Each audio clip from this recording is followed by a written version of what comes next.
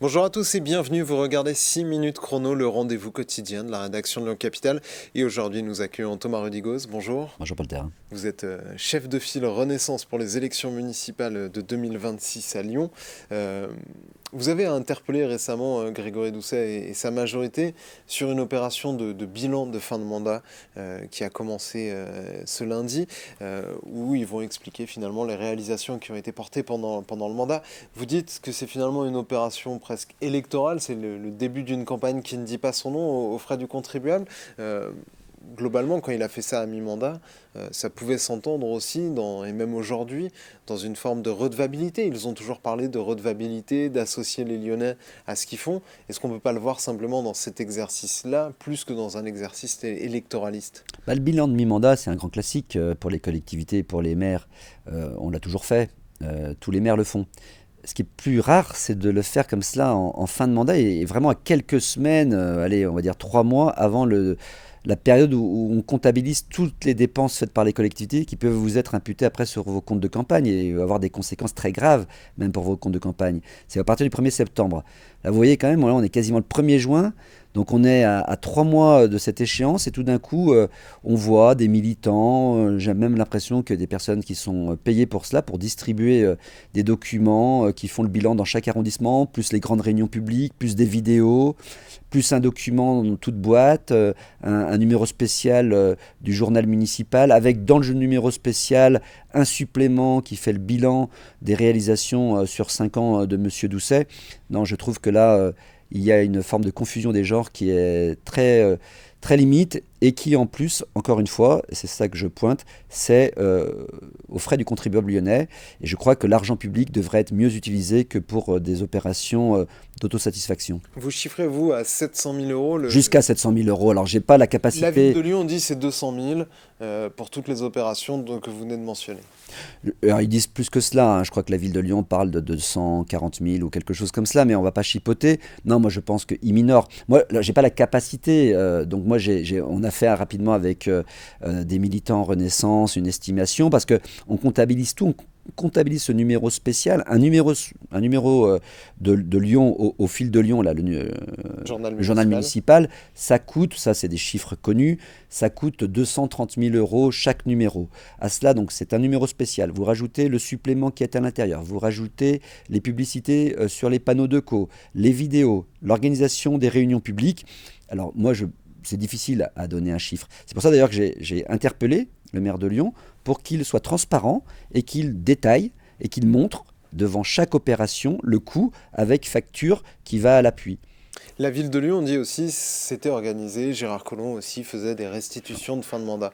Vous qui avez été maire d'arrondissement sous Gérard Collomb, vous avez souvenir de ce type d'opération? Non, je n'en ai pas souvenir. J'en ai pas souvenir. Bon, après, je ne ferai pas le pari. Moi, bon, quand j'ai été maire de 2014 à 2017, après, je n'ai pas été au bilan de mandat de cette mandature de 2014 à 2020. Sur la précédente 2008 à 2014, j'étais conseiller municipal. Je n'ai pas souvenir. Mais moi, ce que je retiens, c'est que dans toutes les grandes villes de France, et même dans notre région, par exemple Villeurbanne, pour l'instant, je n'ai vu aucun maire, ni à Paris, ni à Marseille, ni à Toulouse, ni à Villeurbanne, faire une telle opération massive de communication. Donc on voit bien la différence. Je pense qu'il y a des maires sont prudents quand même sur ces questions-là parce qu'ils savent ça peut être mal interprété par nos concitoyens parce que c'est encore une fois de l'argent public. Alors, on ne va pas chipoter sur les chiffres, mais c'est plusieurs centaines de milliers d'euros d'argent public. Alors même que M. Doucet nous explique que les finances de la ville sont de plus en plus resserrées parce qu'il y a moins d'argent qui rentre dans les comptes de la ville de Lyon, du fait d'une baisse de l'activité immobilière, des droits de mutation, du fait de l'État, alors l'État toujours bon dos, qui a vu ses dotations globales de fonctionnement baisser, les versements ont baissé. Donc il y a une situation, selon M. Doucet, qui devient de plus en plus critique pour les collectivités comme la ville de Lyon. Et à côté de ça, on dépense de l'argent comme cela pour une opération de communication à une période qui, j'estime, est assez limite et peut faire polémique.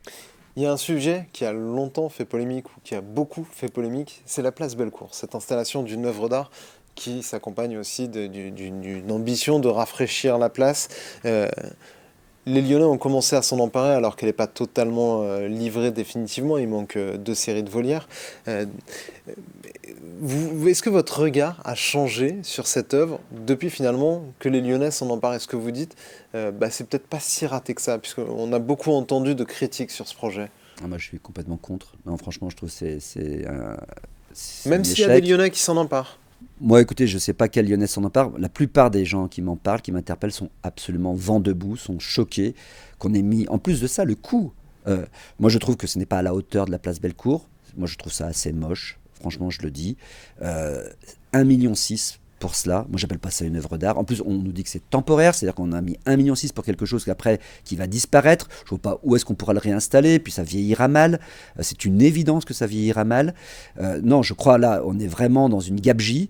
La plupart de nos concitoyens sont choqués. Encore une fois, dans cette période où on nous dit que l'argent se fait rare, l'argent public se fait rare, qu'on a des besoins en matière de sécurité, en matière de propreté, en matière d'espace vert, en matière d'école, eh bien mettre 1,6 million plus les sommes dont on vient de parler pour la communication de monsieur le maire de Lyon, ça fait vraiment beaucoup. Je crois que cette fin de mandat est très dépensière. Monsieur Doucet veut faire des effets d'annonce, veut faire des opérations com pour essayer de finir en beauté son mandat, parce qu'il voit bien qu'une grande majorité de Lyonnais sont de plus en plus critiques avec son bilan et avec sa personne. Pour finir, d'un mot, Jean-Michel Aulas, candidat, ça a été annoncé par un de ses soutiens, un des derniers alliés, Christophe Marguin. Vous êtes sûr que Jean-Michel Aulas il sera candidat au bout du bout, sachant que Renaissance, vous soutenez sa candidature? Alors, Vous avez acquis cette conviction aujourd'hui? Alors, je sais qu'il prépare de façon très sérieuse cette candidature. Je dois le revoir dans quelques temps. Il n'a pas encore pris définitivement sa décision. Je pense que ça ne devrait pas trop tarder, mais je ne suis pas le porte-parole de Jean-Michel Aulas. Effectivement, je vois d'un très bon œil que Jean-Michel Aulas puisse s'engager au municipal à Lyon, parce que je pense qu'il peut apporter beaucoup pour cette ville. Il peut être un véritable fédérateur, un véritable leader, mais on aura encore un certain nombre de choses à discuter avec lui, notamment sur le projet pour Lyon à l'horizon 2035, pour les prochaines années. Et les Lyonnaises et les Lyonnais attendent beaucoup pour qu'il y ait une nouvelle majorité qui dirige cette ville. Merci beaucoup Thomas Rudigos d'avoir répondu à notre invitation et à nos questions. Moi je vous retrouve très bientôt pour une nouvelle édition de 6 minutes chrono. Au revoir.